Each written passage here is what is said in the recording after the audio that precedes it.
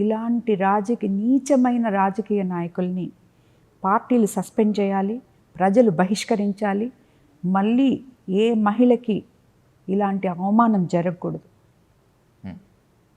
దానివల్ల నేను అదే అడుగుతున్నాను. అసలు అతను మాట్లాడిన దాని గురించి నాకు ఇన్నిసార్లు ఇంతమందితో మాట్లాడడం కూడా నాకు ఇష్టం లేదు. కానీ ప్రజలకి ఇటువంటి నీచపు రాజకీయ నాయకుల్ని తరిమి తరిమి కొట్టాలి, ప్రజలే కొట్టాలి, వాళ్ళే కొట్టగలరు అని చెప్పడానికే నేను ఇన్నిసార్లు దాని గురించి మాట్లాడుతున్నాను.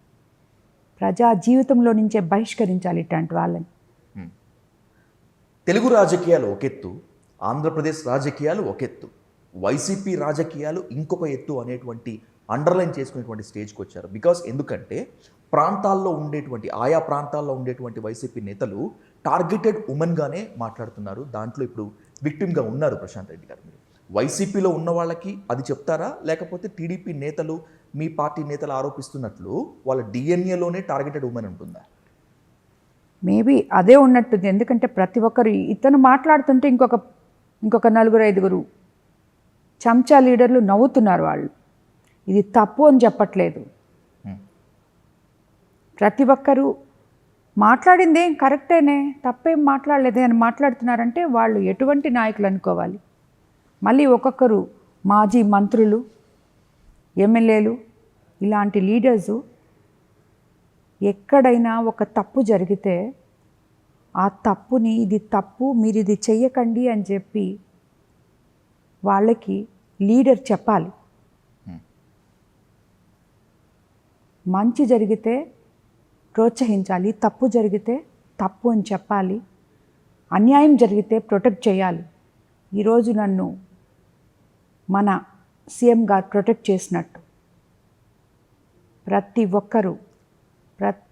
ఒక్కరు పార్టీలో నుంచి ఈరోజు నన్ను ఓన్ చేసుకొని ప్రొటెక్ట్ చేయడం వల్ల ఇంత మనోధైర్యంతో నేను ఉండగలుగుతున్నాను. మీరు చెప్పినటువంటి ఆ చెంచా లీడర్లలో ఒకళ్ళు మాజీ మంత్రి, మాజీ ఎమ్మెల్యే అనిల్ కుమార్ యాదవేనా? అవును, అతనే. నల్లపరెడ్డి ప్రసన్న కుమార్ రెడ్డి తెర మీద కనిపిస్తున్నాడు, కానీ మీ మీద వ్యాఖ్యలు చేయమని చెప్పింది, ఇప్పటి వరకు రాజకీయం అంతా నడుపుతోంది అనిల్ కుమార్ యాదవే అని నెల్లూరులో చాలామంది రాజకీయ విశ్లేషకులు అంటున్నారు. మీరు నమ్ముతున్నారా? నేను అతనికి అంత ఇది ఉందని నేను అనుకోను. ఎందుకంటే అతను నిన్నగాక మొన్న వచ్చిన నాయకుడు, ఏదో అలాగ గెలిచి జగన్మోహన్ రెడ్డి మినిస్టర్ ఇస్తే 2.5 సంవత్సరం మినిస్టర్లో ఉన్నాడు, ఆ మినిస్టర్ పోయిందని అతనికి ఫ్రస్ట్రేషన్ వచ్చేసింది. ఆ తర్వాత 2.5 సంవత్సరం అతను ఏం చేశాడో అతనికే తెలియదు, ఏం మాట్లాడాడో అతనికే తెలియదు. అటువంటి నాయకుడు ఇదంతా నడిపిస్తాడని నేను అనుకోను. కానీ అతనికి కాన్స్టెన్సీ లేకుండా నెల్లూరు నుంచి పారిపోయి 13 నెలల నుంచి కార్యకర్తలను వదిలేసి అక్కడ ఎంపీగా పోటీ చేశాడు, అక్కడ వాళ్ళని వదిలేశాడు నరసరావుపేటలో. సో రెండూ వదిలేసి అసలుకి అతనికి ఏ ప్లాట్ఫామ్ లేదనమాట, ఏది మాట్లాడడానికి లేదు. అప్పుడప్పుడు నెల్లూరుకి మెరుపు తీగలాగా వస్తుంటాడు, ఏదో 2 మాటలు మాట్లాడుతుంటాడు, వెళ్ళిపోతుంటాడు. ఇప్పుడు ఇది ఒకటి దొరికింది.